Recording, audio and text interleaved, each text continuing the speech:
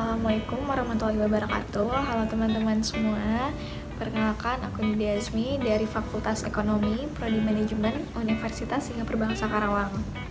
Pada kesempatan kali ini, aku mau menjelaskan materi yang berjudul Theories of Charismatic and Transformational Leadership. Tonton sampai habis ya. Apa itu kepemimpinan karismatik? Robbins menyatakan bahwa kepemimpinan karismatik yaitu seorang pemimpin yang sangat antusias, memiliki kepercayaan diri yang sangat luar biasa, dan apa yang dilakukan oleh pemimpin tersebut dapat memberikan pengaruh pada orang-orang untuk bertindak. Sedangkan kepemimpinan transformasional menurut Rafferty adalah mampu menyatukan seluruh bawahannya dan mampu mengubah keyakinan, sikap, dan tujuan pribadi masing-masing bawahan demi mencapai sebuah visi. Selanjutnya, karakteristik kepemimpinan karismatik. Model Concher dan Kanugo menjelaskan bahwa ada 3 tahapan yang digunakan untuk mengukur kepemimpinan karismatik. Yang pertama yaitu the environmental assessment, untuk menunjukkan kemampuan seorang pemimpin dalam melihat peluang-peluang dan hambatan-hambatan dalam lingkungannya, dalam kebutuhan dan kemampuan bawahannya dalam status quo. Yang kedua yaitu vision formulation, yaitu untuk menjelaskan tentang kemampuan seorang pemimpin dalam menginspirasikan suatu visi dan menjadi seorang komunikator yang efektif. Yang ketiga atau yang terakhir ada implementation, yaitu untuk mendemonstrasikan suatu tingkat di mana seorang pemimpin akan terlihat sebagai seseorang yang mampu mengambil risiko dan memiliki perilaku yang tidak biasa yang terlihat dalam komitmen yang tidak biasa dan terkesan unik. Faktor yang mempengaruhi kepemimpinan karismatik.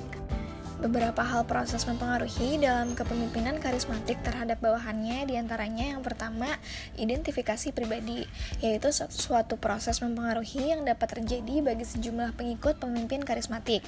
Adanya identifikasi pribadi yang kuat, maka para pengikut atau bawahan akan mengikuti perintah atau patuh, meniru tindakan pemimpin, dan memberikan upaya yang lebih untuk menyenangkan pemimpin. Kemudian, identifikasi sosial. Adanya identifikasi sosial yang tinggi, orang-orang akan merasa bangga menjadi bagian dari sebuah organisasi dan menganggap keikutsertaan tersebut sebagai bukti identitas sosial. Lalu internalisasi, pengikut memandang peran kerja sebagai suatu hal yang tidak dapat dipisahkan dari konsep diri dan nilai diri, sehingga mereka menjalankan peran tersebut sebagai bagian dari sifat dan takdir penting mereka. Yang terakhir, kapasitas diri atau self-efficacy, yaitu seorang yakin bahwa dirinya kompeten dan dapat meraih tujuan tugas yang sulit. Orang yang memiliki kapasitas diri ini akan memberikan seluruh kemampuannya dan lebih giat dalam mengatasi suatu masalah demi mencapai suatu tujuan tugas.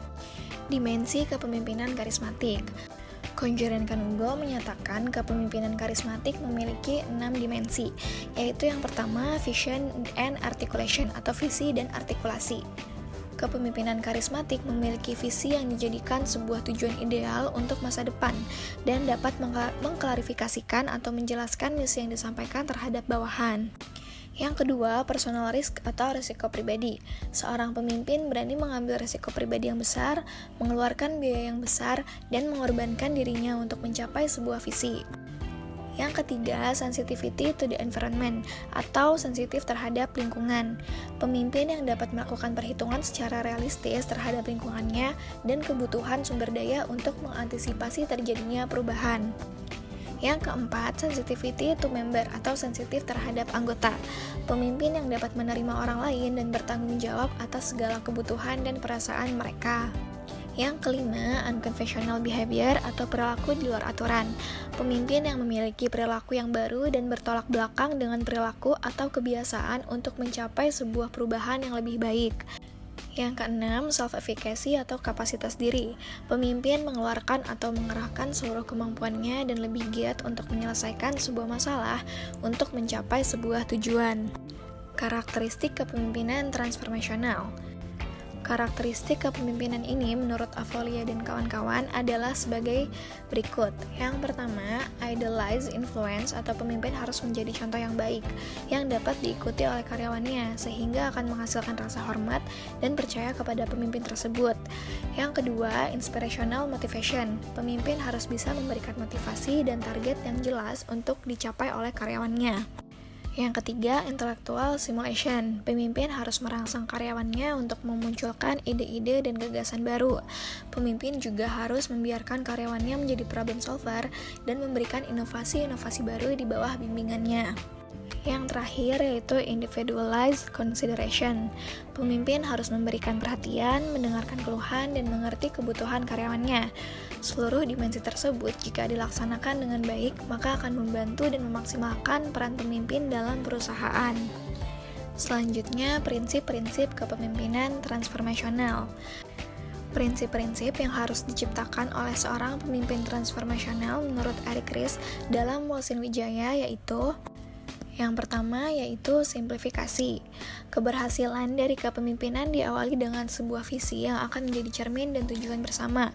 Kemampuan serta keterampilan dalam mengungkapkan visi secara jelas, praktis, dan tentu saja transformasional yang dapat menjawab kemana kita akan melangkah menjadi hal pertama yang penting untuk kita implementasikan. Yang kedua yaitu motivasi. Kemampuan untuk mendapatkan komitmen dari setiap orang yang terlibat terhadap visi yang sudah dijelaskan adalah hal kedua yang perlu kita lakukan. Pada saat pemimpin transformasional dapat menciptakan suatu sinergitas di dalam organisasi, berarti seharusnya dia dapat pula mengoptimalkan, memotivasi, dan memberi energi kepada setiap pengikutnya. Praktisnya dapat saja berupa tugas atau pekerjaan yang betul-betul menantang serta memberikan peluang bagi mereka pula untuk terlibat dalam suatu proses kreatif, baik dalam hal memberikan usulan ataupun mengambil keputusan dalam pemecahan masalah, sehingga hal ini pula akan memberikan nilai tambah bagi mereka sendiri. Yang ketiga yaitu fasilitasi, dalam pengertian kemampuan untuk secara efektif memfasilitasi pembelajaran yang terjadi di dalam organisasi secara kelembagaan, kelompok, ataupun individual.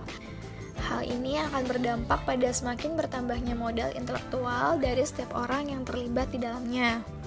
Yang keempat yaitu mobilitasi, yaitu pengerahan semua sumber daya yang ada untuk melengkapi dan memperkuat setiap orang yang terlibat di dalamnya dalam mencapai visi dan tujuan.